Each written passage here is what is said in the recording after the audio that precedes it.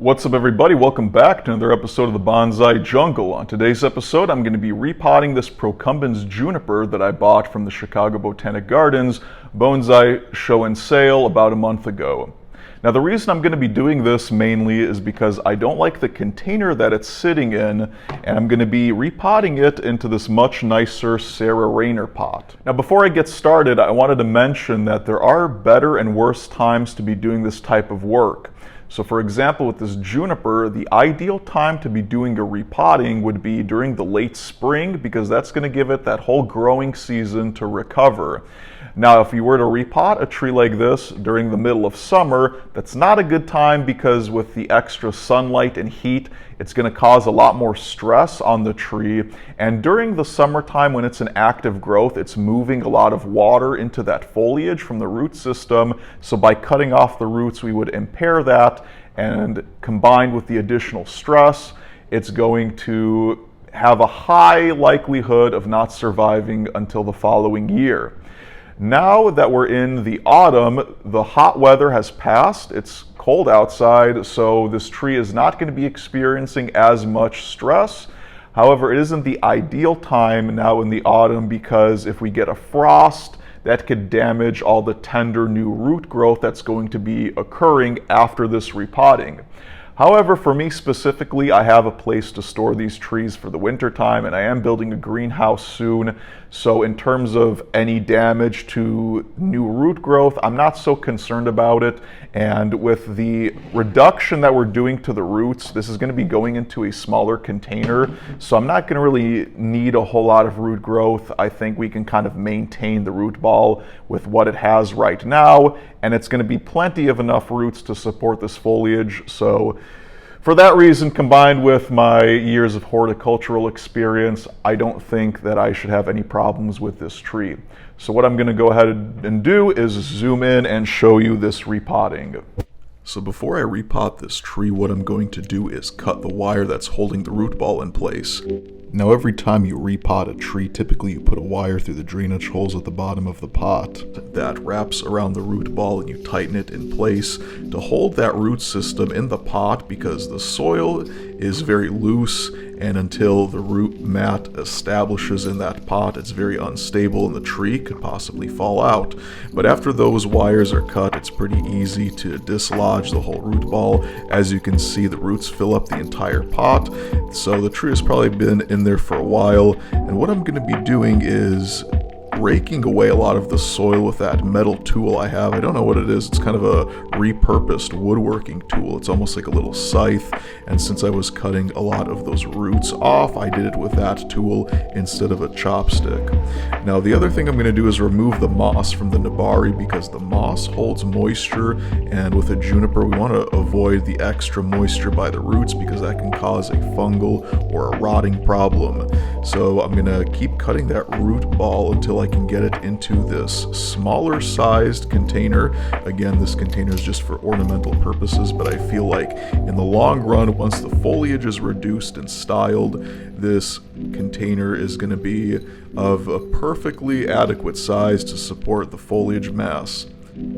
So here I'm making these two staples to hold the drainage screen in. Basically, I just measured the diameter of those drainage holes by comparing the wire next to them, and then I make those little loops at the corners, put it through the mesh, and then I'm going to put this down into the pot and secure it in place, cutting off the extra if we need it. And there you can see the SR on the bottom of the container, showing you that it is a true world famous Sarah Rayner container.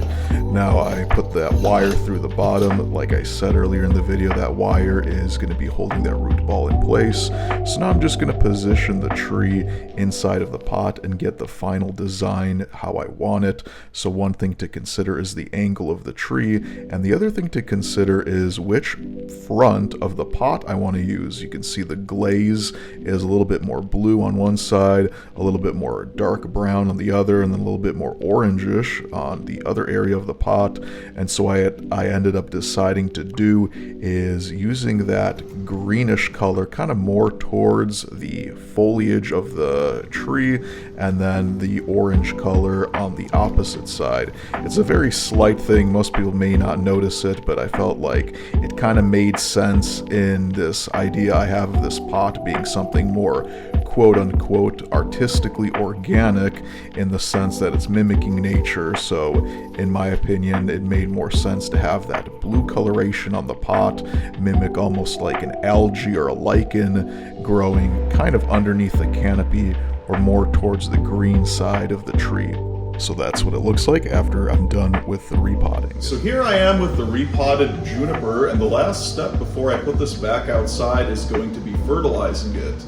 Now, the reason I'm fertilizing it after I'm repotting is because I always use organic fertilizers, so it's going to take a while for that to break down and become bioavailable, and organic fertilizers are typically way less concentrated than the chemical-based fertilizers. So for those two reasons, I'm not going to have to worry about burning the roots, and I want to make sure I feed this root system before we go into dormancy. So I have two different kinds of fertilizer. This is a new brand I'm trying out. It's called Bonsai Max. We have a push variety, which pushes new growth. It's 12 parts nitrogen, 4 parts phosphorus, and 5 parts potassium. And this maintain fertilizer is 5 parts nitrogen, 7 parts phosphorus, 4 parts potassium.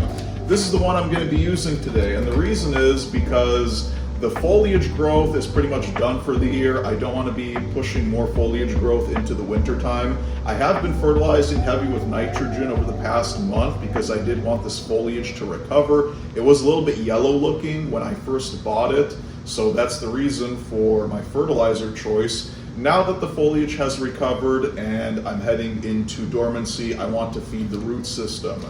And all I'm going to do is take some of these pellets and apply them directly to the soil surface. Typically I use one of these baskets and fill it up with the fertilizer so that it prevents too much of it from breaking down and clogging up the soil. But the directions on here say to apply directly to the soil surface. And this fertilizer, it comes in these little pellets. It almost reminds me of like something you'd feed a rat or a gerbil. So I'm assuming that this has been formulated to not break down super fast, and it's going to kind of stay on the surface and slowly trickle through the soil without clogging it up. So I am going to take a look at how this works. I'm only applying maybe a handful of pellets, like a half a tablespoon of pellets on the soil surface here, and that's going to be it for today. As you can see, the foliage on here, it's kind of wild, but I'm leaving this. I'm not styling it today. Of course, I'd love to make a video where you repot it, you style it, wham, bam, you got the whole big shebang for an impressive video. But it's not the right time of year because a lot of this foliage has just recovered, and I don't want to cut it back, because if I were to wait until the springtime and reduce this foliage, is what I need to do. There's too much foliage on it now.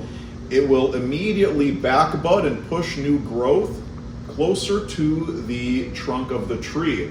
Now, if I were to cut all this foliage off right now during the autumn, it likely isn't going to back bud. It's not going to push any new growth. And so it's just going to be sitting with that old foliage with all the green tips cut off. It's, of course, the weaker internal foliage, and that's not going to be super healthy for the tree.